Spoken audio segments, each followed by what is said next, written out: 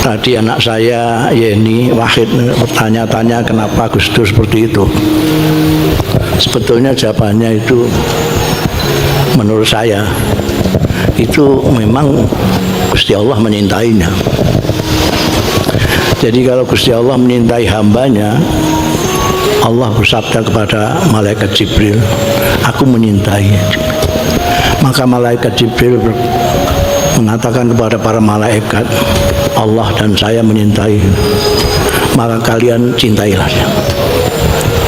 Lalu orang-orang di dunia pun menyintainya. Jadi saya tidak akan mengatakan Gus Dur wali, sebab saya takut nanti saya dianggap wali. Sebab la ya'riful wali illal wali. Saya hanya mengatakan bahwa kalau saya itu kumpul Gus Dur sejak di Mesir. Bahkan ketika Gus Dur itu kayak kucing memeti itu, di Jakarta itu gonta-ganti kontrakan. Selalu kalau saya ke Jakarta mesti ke tempatnya Gus Dur. Gus Dur tidak mempunyai amaliyah yang membuat dia menurut teks itu dicintai oleh Allah. Misalnya sholat sunatnya qobliyah ba'diyah, duha, misalnya. Sebab dicintai Allah itu ada dua. Ada yang dari sisi kita berusaha. Caranya sampai sholat fardu dinus tambahi dengan nawafil, insya Allah jadi wali. Tapi ada yang dia dari sana, dari atas, memang disuka, dipilih. Menurut saya itulah Gus Dur. Dong sembayangnya ya biasa-biasa saja, wiridannya ya dititipkan orang. Gus Dur itu wiridannya banyak tapi dititip orang. Ini dibaca lagi macam pintar 35.000 bagi mbak kanca-kanca. Saya tahu karena saya kawannya. Jadi Gus Dur itu dengan kata yang singkat, Gus Dur itu adalah orang yang sudah selesai dengan dirinya. Gus Dur itu adalah orang yang sudah selesai dengan dirinya. Sekarang ini banyak orang yang ilmunya banyak, umurnya panjang, tapi belum selesai terus, tidak kunjung selesai dengan dirinya. Masih urusan dirinya saja, tidak selesai-selesai. Gus Dur itu adalah tokoh yang sudah selesai dengan dirinya. Karena itu tidak ada yang repot bagi Gus Dur. Ucapannya yang viral itu aja kok repot. Artinya tidak ada yang repot untuk Gus Dur. Ada yang menyebut Gus Dur itu ya pokoknya kemanusiaannya itulah. Ada yang demokrasinya itulah, toleransinya itulah. Tapi menurut saya ya memang karena beliau dicintai oleh Allah Subhanahu wa Ta'ala. Itu sampai ada guyonannya Cak Nun itu sampai sekarang Gus Dur itu belum pernah didatangi Mungkar Nakir, belum pernah ditanya Mungkar Nakir, karena masih ada saja orang yang di situ. Konon kabarnya katanya Ainun itu malaikat Mungkar Nakir itu nanti menanyai orang yang sudah ditinggal orang. Kalau yang ngantar sudah pergi semua, baru malaikat Mungkar Nakir tanya marobuka segala macam. Nah ini mulai dimakamkan, ya terus nggak ada orang yang pergi. Jadi nggak ditanya-tanya sampai sekarang. Kata Cak Nun. Jadi sampai sekarang Gus Dur belum ditanya-tanya sama Mungkar Nakir. Mungkin juga sungkan sendiri ya.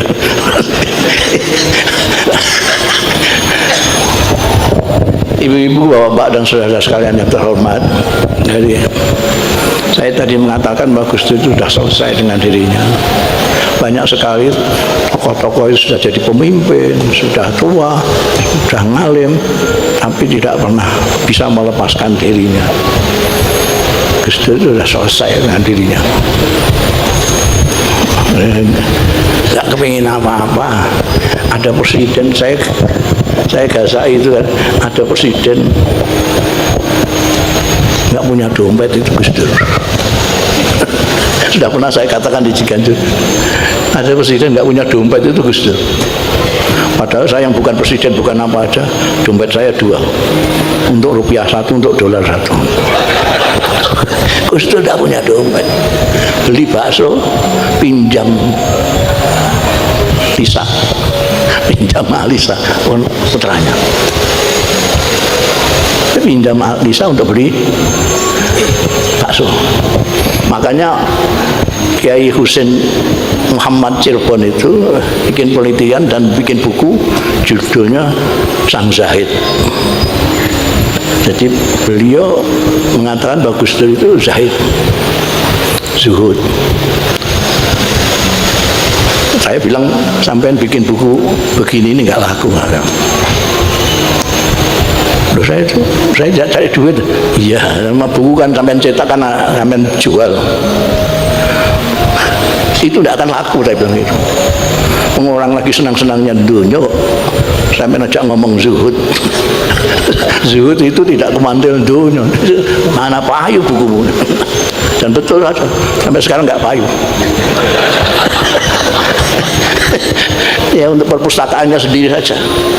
Itu ada penelitiannya Kiai Husain Muhammad tentang Gus Dur. Gus Dur itu zuhud. Dan memang jeli Kiai Husain itu. Gus Dur itu ya itu tadi. Tidak punya dompet, beli bakso pinjam sama anaknya. Padahal dulu waktu di Mesir itu selalu naraktir saya kemana saja. Jadi kalau ke warung, ke kafe, dia selalu punya duit. Saya heran, ini podo-podo beasiswa ini podo wolong-pone kok ini naraktir terus. Mungkin ada kiriman dari Indonesia, saya nggak tahu ya, pokoknya dia sugih duit. Pada waktu di Mesir itu jadi mahasiswa sugih duit. Jadi presiden tuh malah ganti duit, aneh banget ya. Itu kena tinggal buku, nulis buku, karena presiden ganti duit. Jadi mahasiswa duit akeh. Jadi presiden malah ganti duit.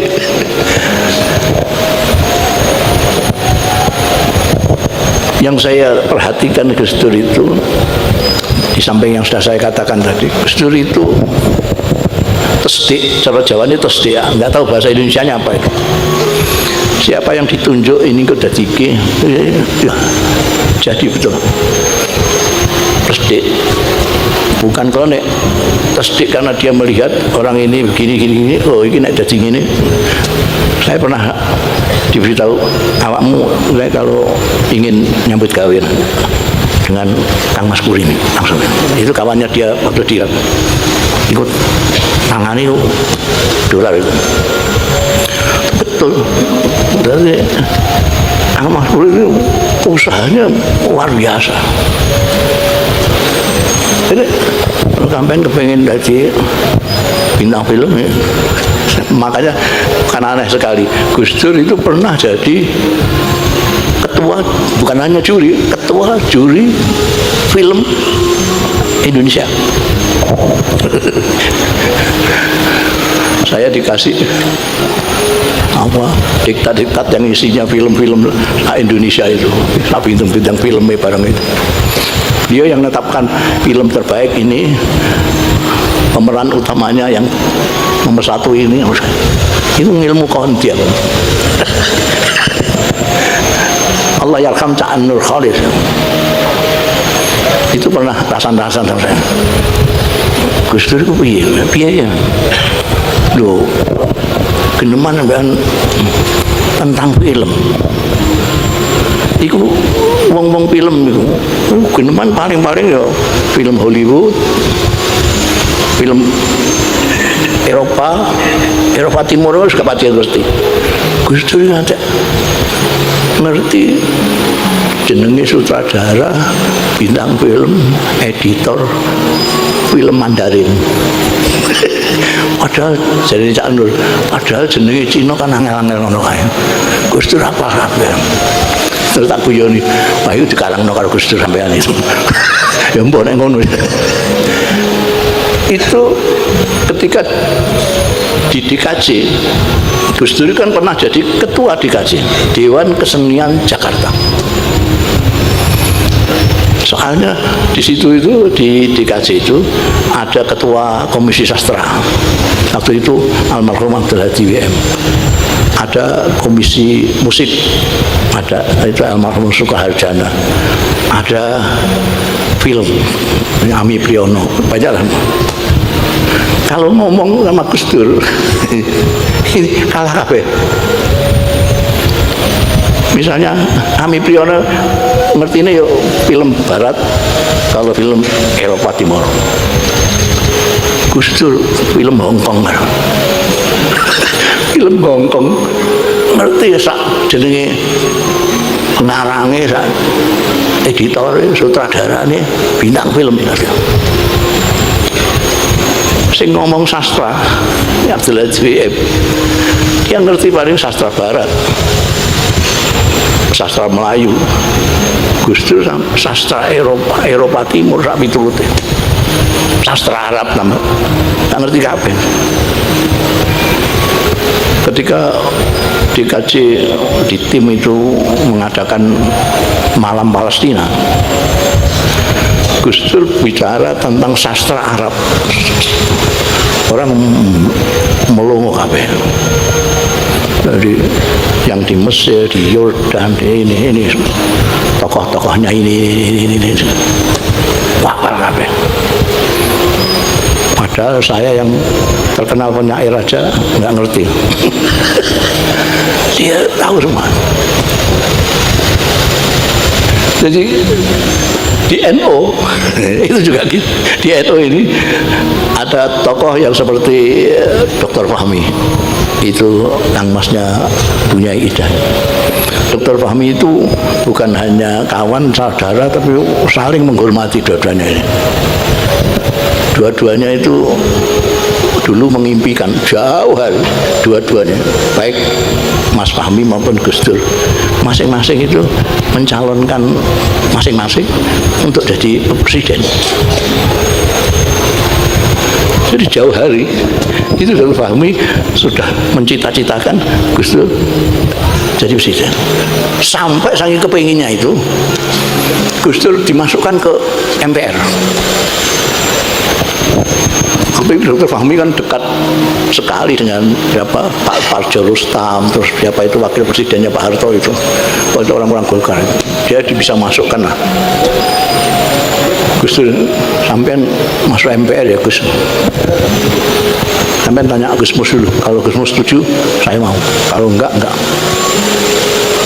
Dr. Fahmi ke saya. Sampean kan setuju kan? Belum sudah begitu. Sampean kan setuju kan?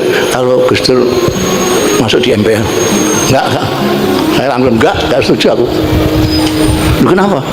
Gus Dur tidak akan bisa mempengaruhi mereka yang di Senayan itu. Malah, jangan-jangan Gus Durnya malah yang terpengaruh. Kata Dr. Fahmi, saya kaget. Itu yang kita harapkan, Gus Dur terpengaruh mereka.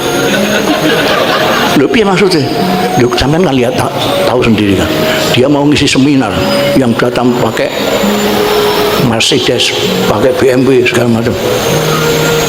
Gus Dur gelantungan, yang narasumbernya gelantungan bis, bajunya batik cekak, sing wis seminggu gak salin, sandalan sisan. Tokoh-tokoh yang pakai mobil. Nah, itu kan seniman kan. Nah, kita itu kan ingin Gus Dur tidak jadi seni, tapi jadi pemimpin bangsa. Terus maksudnya dia kok bakal leponan gini MPR terpengaruh apa? Loh, artinya biar dia bisa sepatunan, bisa dasinan. Dan ternyata betul Dr. Fahmi. Akhirnya ketika jadi presiden, Gus Dur bisa sepatu necis, bisa dasian segala macam. Coba kalau tidak diajari pada waktu itu di MPR, Gus Dur masih sandalan. Jadi ketika dilantik ya presiden sudah bisa sepatunan beliau. Saya yang pertama kali mendapat kesempatan untuk mengucapkan selamat kepada presiden yang baru dilantik, saya sandalan. Ditahan sama orang istana, ditahan. Kok pakai sandal lah? Loh, presidenmu pakai sepatunan aku. Coba lihat dulu presidennya masih sudah sepatunan apa belum? Kalau sudah sepatunan saya tak sepatunan. Saya itu menyesuaikan diri dengan presiden. Ya Allah, Gus Dur itu sudah selesai dengan dirinya sendiri. Yang ada hanya memberi, nggak ada pamrih apa-apa, nggak kepengen apa-apa. Itu Gus Dur sudah selesai. Padahal sekarang itu banyak orang yang nggak selesai dengan dirinya. Padahal wis sugih, wis pinter, wis jabatannya tinggi, tapi nggak selesai dengan dirinya. Masih saja terkungkung oleh dirinya sendiri. Itu yang saya perhatikan Gus Dur itu. Kalau tadi dikatakan apa namanya, Yeni itu Gus Dur itu ikhlas itu. Ya bolehlah dilihat ikhlas juga beliau, tapi sebetulnya Gus Dur itu yaitu ditunjuk dari atas. Ana uhibbu hadzal rajul wa ahibbuh. Maka Jibril bilang Allah wa ana uhibbu wa ahibbu. Lalu orang-orang pun menyintai Gus Dur sampai sekarang. Sampai sekarang. Dulu itu ada perempuan yang ke makam sini nangis-nangis minta maaf, Gus, ngapunten tombian betul milih jenengan. Banyak sekali cerita-cerita sesudah Gus Dur itu wafat. Sebelum wafat orang banyak yang tidak tahu bahwa Gus Dur itu dipilih oleh Allah Subhanahu wa Ta'ala untuk dicintai umatnya. Mudah-mudahan kita semua, terutama yang hadir pada malam hari ini, mendapat berkahnya Gus Dur, berkahnya Kiai Wahid, Kiai Hasim, seluruh ini apa namanya Tebu Ireng ini berkahi semua ini, berkahi semua, Insya Allah pahlawan semua, meskipun yang ada benderanya cuma 2, bendera merah putihnya cuma 2. Gus Kiki ini siapa? Ini mesti Gus Yusuf yang satunya ini. Sebetulnya mulai Kiai Hasyim Asy'ari, Kiai Wahid Hasyim sampai Gus Dur itu pahlawan nasional semua. Pahlawan nasional betul oleh negara Indonesia ini, bukan anggapan kita tok gitu, kan anggapan kita. Pahlawan itu siapa sih? Kalau menurut kamus, pahlawan itu adalah tokoh yang menonjol keberanian dan perjuangannya untuk membela kebenaran, keadilan, dan itu sesuai dengan Gus Dur. Jadi sudah benar kalau pemerintah menetapkan Gus Dur sebagai pahlawan nasional, sesuai kamusnya lah. Jadi saya kira itu, saya kesini juga bukan untuk mau'izah hasanah. Mau'izah hasanah itu untuk orang-orang yang belum jalan. Sampai ini sudah jalan semua, masa di mau'izah. Itu kan dalilnya kan ut'u ila sabili rabbika bil hikmati wal mau'izah. Ut'u ila sabili rabbika itu tidak ada maf'ul bihnya. Ajaklah, siapa yang diajak? Tidak ada. Makanya tafsir Kementerian Agama terus kayak kurung. Ajaklah kurung manusia. Quran dikurung-kurung itu. Karena ini tim penafsir ini nggak ngerti sastra. Nggak ngerti sastra. Itu kan ajaklah ke jalan. Artinya siapa yang diajak? Yang belum jalan.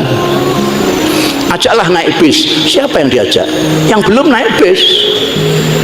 Kalau sudah naik bis, kok diajak naik bis itu gimana? Ajaklah ke jalan Allah. Nah, sampai semua sudah di jalan Allah, kok saya ajak lagi itu gimana? Malah mungkin sampai lebih dalam daripada saya. Itu salah kaprah, tapi sudah namanya di Indonesia ini salah kaprah kan banyak. Sudah mau'izah hasanah, nanti diganti tausiah dianggap mau mati. Sudah mau'izah hasanah. Sebetulnya mau'izah hasanah untuk yang enggak jalan. Sampean semua sudah jalan, enggak perlu di mau'izah hasanah sampean.